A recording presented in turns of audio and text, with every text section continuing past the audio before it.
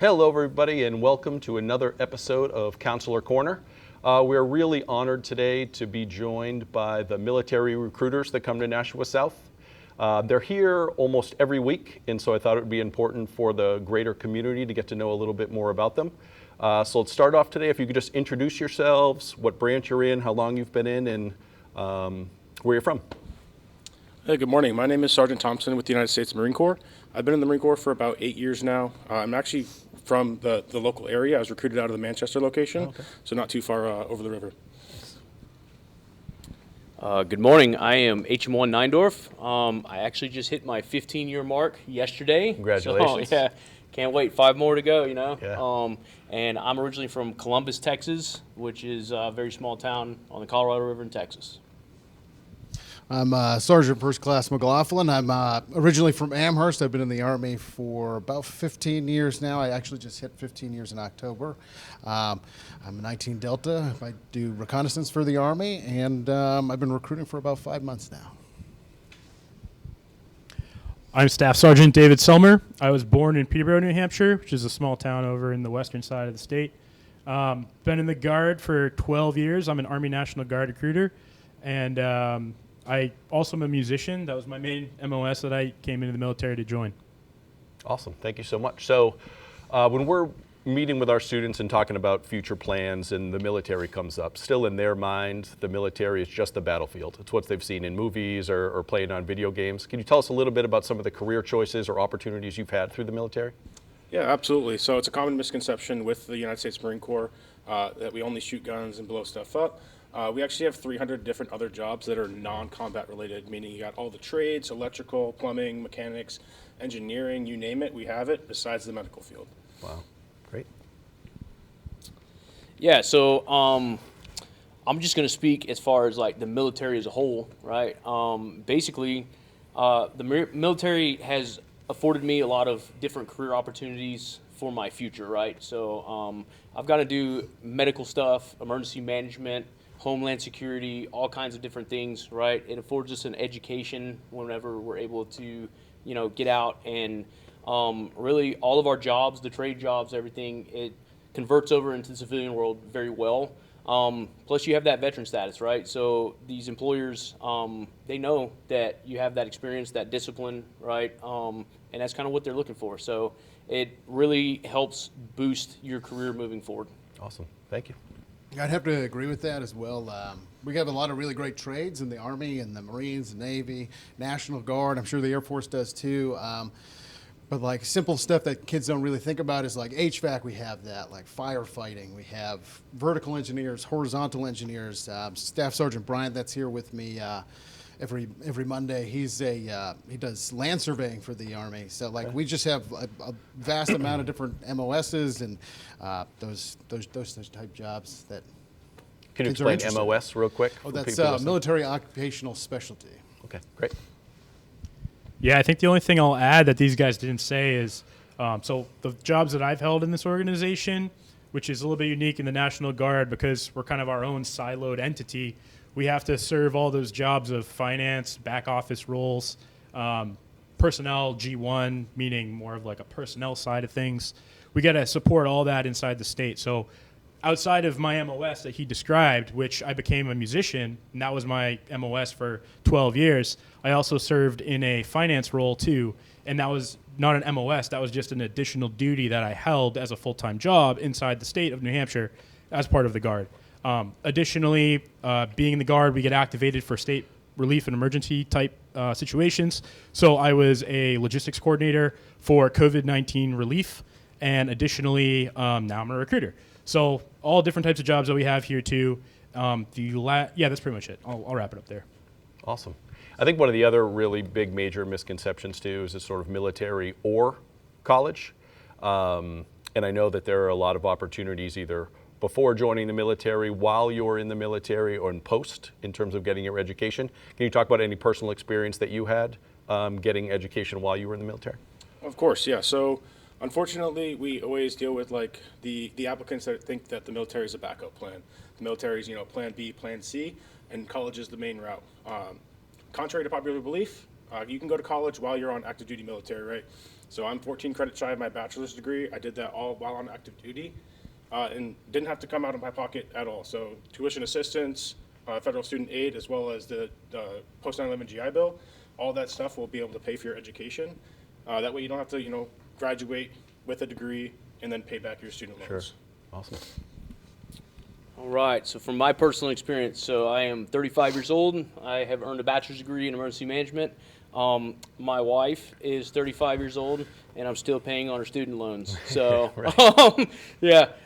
no, really, so yeah, you get what they call joint service transcripts. So all the training that you're doing while you're in the military, so boot camp, your follow-on school, and any follow-on schools that you have from there, you're actually getting college credits to an accredited university. All you do, it's a very simple process. You submit that to your college office through the military liaison. They send that up to the college, and then it comes back, and they say, like, I had 42 credits just for the training that I was doing, Yeah, right? wow. So I didn't have too much to go for an associate's degree. Right. And really, with the military, there is a decent amount of time to be able to actually utilize those educational benefits, right? A lot of hurry up and wait. Okay. Yeah. Yeah. It's also like strongly encouraged for kids to go to school too. I know for all of my soldiers, when I was back being a platoon sergeant, that's a duty position in the Army, I always encouraged my soldiers to go to school and get that education. Myself, I have the equivalent of an associate's degree just through the Army, like he was talking about, with all those different service schools that we have, and we have a lot of different like leadership growth schools that help with your development. But big thing is like we encourage you to go and get that formal education Yeah. because it'll help with promotions and just helping advance your career in the military. Sure. Great. Glad I get to go last. So being in the National Guard, we're a part-time service. So the great thing about that is it gives you that 28 days of the month to do whatever you want to do. So for me, I got my college education right away because I was a part-timer. And so the great benefit of being in the Guard is we get those state benefits for free education for any state school. So that includes UNH, Plymouth, Keene, and any community college.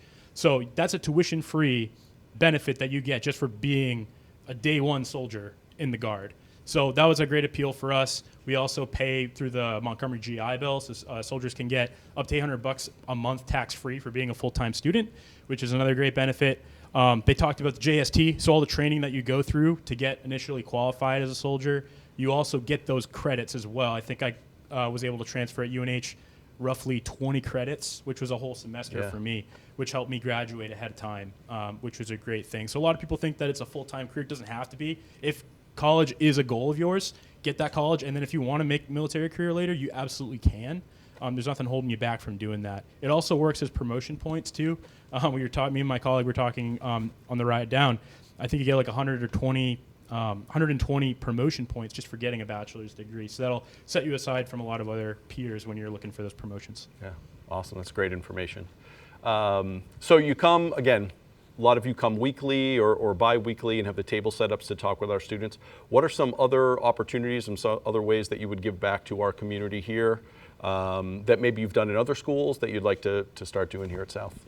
So for myself, I'm here every other Wednesday here at Nashua South, talking to the students, engaging with them in the hallways while they're going to different classes, different lunch periods and such.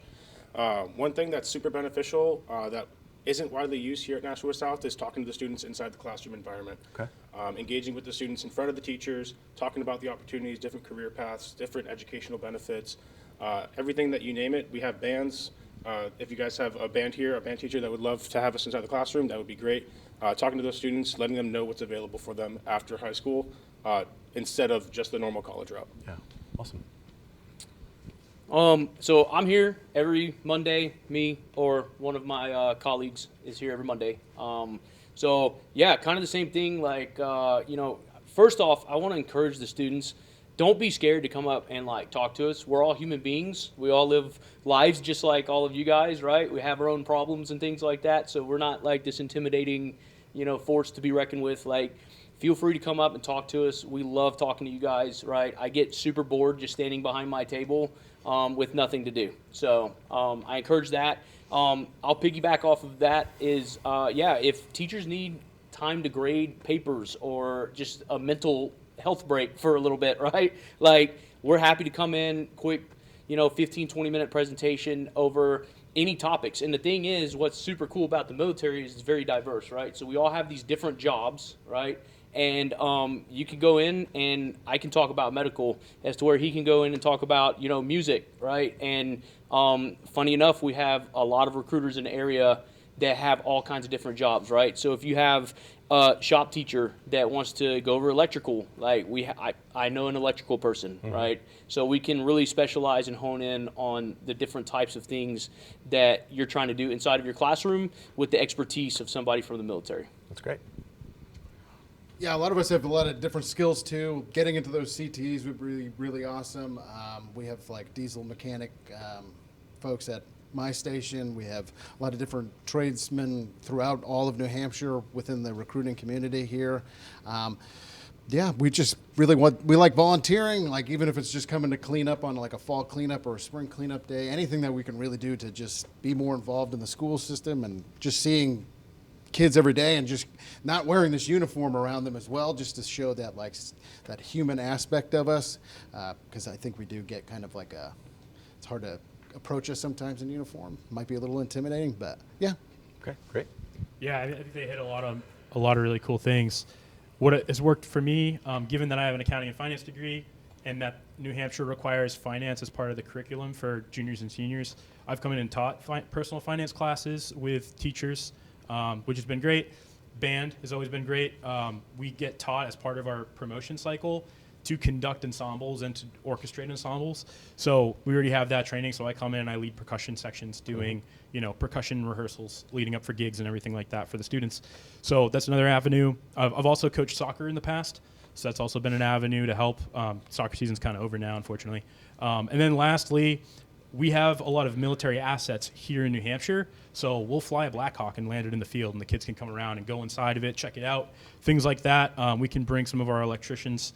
There was a big, I think a lot of Nashua High School South students went to a construction career day in New Boston. Yeah. Yep. Yeah, and so we got to bring some of our construction equipment for them to see and drive and all that stuff. So there's opportunities like that to bring it here to Nashua. Awesome, great. Well, thank you so much for coming in today. Again, thank you for your service. And that's going to be it for this episode of Counselor Corner. Until next month.